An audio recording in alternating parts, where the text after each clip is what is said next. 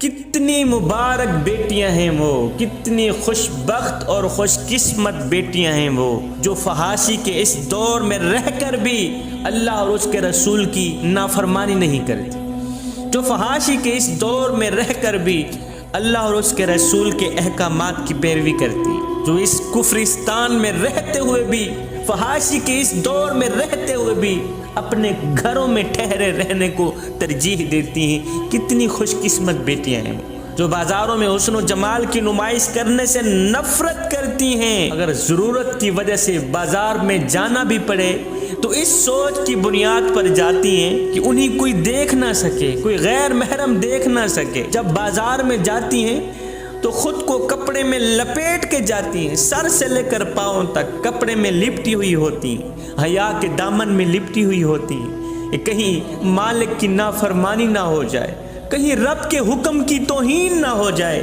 یہی اسلام کی وہ عظیم بیٹیاں ہیں، یہی اسلام کی وہ مقدس بیٹیاں ہیں جن پر اسلام فخر کرتا ہے، جن بیٹیوں کے عمل سے کفر کے بڑے بڑے ستون لرز اٹھے۔ میری بہن، جب آپ کا بھائی یا آپ کا خامند آپ کو پردہ کرنے سے روکے، آپ کو حجاب کرنے سے روکے، تو اس وقت آپ نے کیا کرنا ہے؟ فرعون کی بیوی حضرت آسیہ کی زندگی کو یاد کرنا ہے، آسیہ کے اس جملے کو ایک بار پھر سے یاد کر لینا ہے، ایک بار پھر سے دہرا دینا ہے، جو کہتی تھی آسیہ اپنے شوہر کو کہتی تھی، فرعون کو کہتی تھی کہ اے جان من، اے جان جگر، میں نے جان تو تجھے دے دی ہے مگر ایمان تجھے نہیں دی، جان تجھے دے دی، ایمان تجھے نہیں دیا، کہا جان جاتی ہے 100 بار چلی جائے مگر سن، اپنے کریم رب کی نافرمانی نہیں کروں گی۔ میری بہن، پردے والی عورت والدین کے لیے باعث فخر ہے، بھائیوں کے لیے باعث عزت ہے، شوہر کے لیے قیمتی سرمایہ اور اولاد کے لیے عمدہ نمونہ ہے۔ پردے والی عورت، میری ماؤں، بہنوں، بیٹیوں، خدا را اپنے اوپر گندی مکھی کو نہ بیٹھنے دینا، گندی مکھی نہ بیٹھنے دینا۔ خدا نہ کرے اگر تیرے اوپر کوئی گندی مکھی بیٹھ گئی تو یاد رکھنا تو کسی خاتے میں نہیں رہے گی، پھر معاشرے میں تجھے کوئی بھی قبول کرنے کو تیار نہیں ہوگا۔ میری بہن، تو جانتی نہیں ہے کہ غلاف جب بھی چڑھتا ہے بیت اللہ پہ چڑھتا ہے، غلاف جب بھی چڑھتا ہے قرآن پہ چڑھتا ہے، جب بھی چڑھتا ہے قیمتی چیز پر چڑھتا ہے، کیونکہ قیمتی چیز ہمیشہ کے لیے پردے کے اندر چھپی ہوئی ہوتی ہے۔ میری بہن، اگر تو بھی قیمتی بننا چاہتی ہے، اگر تو بھی قیمتی سرمایہ بننا چاہتی ہے تو خدا را آ پردے کے اندر چھپ جا، غلاف کے اندر چھپ جا، حیا کے دامن میں چھپ جا۔ جب تو پردے کے اندر چھپ جائے گی پھر تیری قیمت بڑھ جائے گی، پھر دنیا والوں کی نظروں میں بھی تیری عزت بڑھا دی جائے گی، اللہ کی نظروں میں بھی تیری عزت بڑھ جائے گی، تیرا مقام بڑھ جائے گا۔ میری بہن، میری بیٹی، میرے کریم نبی نے تجھے قیمتی کہا ہے، تو قیمتی سرمایہ ہے۔ اگر تو پردے میں رہے تو، اگر تو حیا کے دامن میں چھپ کر رہے تو قیمتی سرمایہ ہے، اگر تو گھر کی 4 دیواری میں رہے تو قیمتی سرمایہ ہے۔ سن، جب تو ان تینوں چیزوں سے باہر نکل گئی، پردے سے باہر نکل گئی، حویلی سے باہر نکل گئی، چادر سے باہر نکل گئی، پھر معاشرے میں تیری کوئی قیمت نہیں رہے گی، کوئی قیمت نہیں رہے گی، پھر معاشرے میں تجھے کوئی بھی قبول کرنے کو تیار نہیں ہوگا۔ میری بہن، یہ برقع تیری آبرو کا پہرا ہے، تیرے گھر کی 4 دیواری تیرے حیا کا تیور ہے۔ تو پردے میں رہے گی تو معاشرے کو عزت ملے گی، صرف معاشرے کو ہی نہیں، معاشرے کے بیٹیوں کو بھی عزت ملے گی، مقام ملے گا۔ اب جو لڑکیاں پردہ نہیں کرتی وہ کہتی ہیں جی پردے کا کیا، ہمارا ذہن تو پاک ہے، ہمارا ذہن تو صاف۔ میں انہیں بتانا چاہتا ہوں میری بہن، تمہارا ذہن جتنا بھی صاف ہو جائے، تمہارا ذہن کتنا بھی صاف ہو جائے، فاطمہ بنت محمد سے زیادہ پاک و صاف نہیں ہو سکتا، اور پردے کا حکم فاطمہ کو بھی دیا گیا تھا۔ میری بہن، اگر تو بہن ہو کے قرآن پڑھے تو عمر کی تقدیر بدل دیتی ہے، اگر تم ماں ہو کے قرآن پڑھے تو بیٹا نیزے کی نوک پہ قرآن سناتا ہے، تو سمٹ جائے تو معاشرہ پھیل جائے گا۔ جب میں ام الخیر جیسی تھی تو بیٹے غوث اعظم جیسے جنم لیا کرتے تھے، جب میں سیدہ فاطمہ الزہرا جیسی تھی تو بیٹے امام حسن امام حسین جیسے جنم لیا کرتے تھے، لیکن آج جب میں ایک طرف بیٹے کو دودھ پلا رہی ہوں اور دوسری طرف ماں کی نظر گندی فلموں میں جمی ہوئی ہو، گندی فلموں میں ٹکی ہوئی ہو، گندی تصویروں کی طرف جمی ہوئی ہو، ٹی وی کی طرف جمی ہوئی ہو، پھر بیٹے فلمی اداکار تو بن سکتے ہیں، وقت کے غوث نہیں بن سکتے۔ پھر بیٹے فلمی ایکٹر تو بن سکتے ہیں، وقت کے بایزید نہیں بن سکتے۔ جب ماں خود بے حیا ہوگی تو بیٹے بے حیا ہی پیدا ہوں گے۔ حیا کا مادہ ان کی آنکھوں میں ہرگز نظر نہیں آئے گا۔ جب ماں خود کہے گی کہ میرا جسم میری مرضی تو کیا خیال ہے 12 سالہ اس کی بیٹی نہیں کہے گی کہ میرا جسم میری مرضی، کیونکہ بیٹی نے تو ماں کے نقش قدم پر چلنا ہے نا۔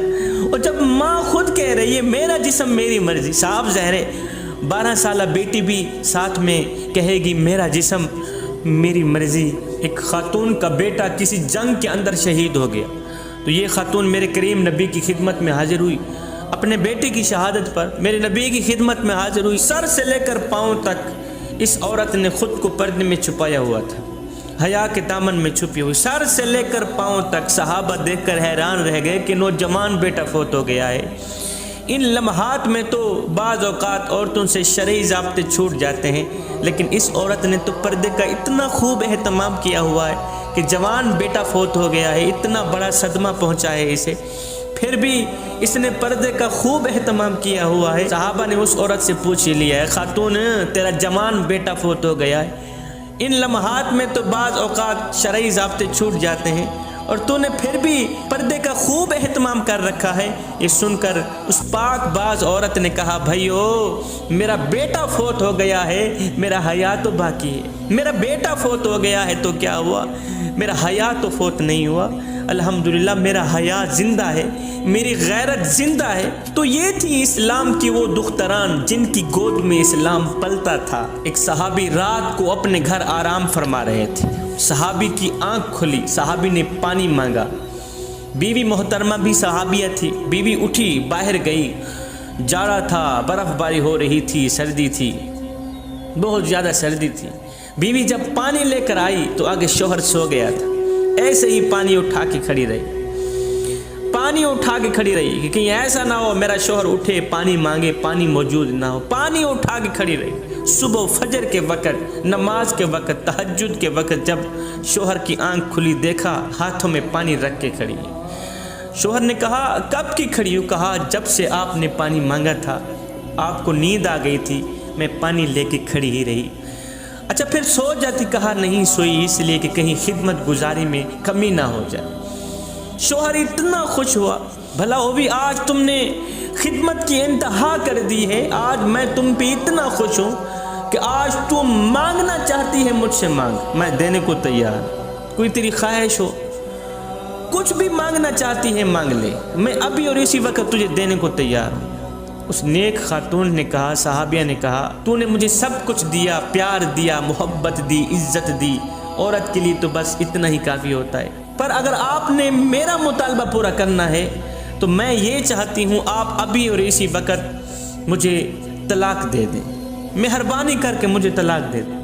اس کے پاؤں سے زمین نکل گئی طلاق کا سن کر۔ شوہر نے کہا اتنی اچھی بیوی، خدمت گزار بیوی مجھ سے طلاق کا مطالبہ کر۔ کہا طلاق کیوں لینا چاہتی؟ کہا بس میری مرضی، آپ نے کہا جو مانگنا ہے مانگ، میں دینے کو تیار ہوں، میرا مطالبہ ہے تو مجھے طلاق دے، میں اپنے گھر جانا چاہتی ہوں۔ صحابی نے کہا میں آپ سے وعدہ کر چکا ہوں کہ میں آپ کو طلاق دوں گا، آپ کا مطالبہ پورا کروں گا، لیکن پہلے چلتے ہیں حضور علیہ السلام کی خدمت، حضور سے فیصلہ کراتے ہیں۔ یہ واقعہ حضور علیہ السلام کو سناتے ہیں، جو حضور علیہ السلام فیصلہ کریں گے اسی پر عمل کیا جائے گا۔ اب یہ دونوں میاں بیوی گھر سے نکلے، کہاں جا رہے ہیں؟ حضور علیہ السلام کی خدمت میں جا رہے تھے۔ راستے میں صحابی شوہر کا پاؤں پھسلا، وہ منہ کے بل زمین پہ گر پڑا۔ جب زمین پہ گرا تو نیک بیوی، خدمت گزار بیوی نے فوراً بسم اللہ پڑھتے ہوئے شوہر کو آتے ہوئے کہنے لگی آپ کو چوٹ تو نہیں لگی؟ کہا جی میرے پاؤں کو چوٹ لگی، میرا پاؤں سیدھا نہیں ہو رہا، ٹیڑھا ہو گیا ہے، درد ہو رہا ہے، شدید درد ہو رہا ہے، شدید تکلیف ہو رہی۔ کہا پھر آؤ ہم واپس چلتے ہیں، اپنے گھر کی طرف چلتے ہیں۔ اب مجھے طلاق کی ضرورت نہیں۔ کہا وہ کیسے؟ آخر یہ کیا ماجرا ہے؟ ابھی تجھے طلاق چاہیے تھی جب حضور کی بارگاہ میں جا رہے ہیں، مجھے چوٹ لگی، اب تو کہتی ہے کہ مجھے طلاق نہیں چاہیے، واپسی گھر کی طرف جائیں۔ صحابیہ نے کہا وہ میرے سرتاج، اصل میں وجہ یہ ہے، مسئلہ یہ ہے، ماجرا یہ ہے کہ میں نے سنا تھا کہ جس کو ساری زندگی کوئی بھی تکلیف نہ پہنچے اس کے ایمان میں شک ہوتا ہے، اور جو بھی ایمان والا ہوتا ہے وہ ضرور کسی نہ کسی تکلیف میں مبتلا رہتا ہے، کسی نہ کسی تکلیف میں مبتلا وہ ضرور رہتا ہے۔ مجھے آپ کے ساتھ رہتے ہوئے اتنا عرصہ ہو چکا اور آپ کو کوئی بھی تکلیف نہیں ہوئی، آپ کو کوئی بھی دکھ نہیں پہنچا، آپ کبھی بھی پریشان نہیں ہوئے، اس لیے میں نے سوچا کہ ایسے آدمی کے نکاح میں رہنے کا کیا فائدہ جس کا ایمان بھی مشکوک ہو۔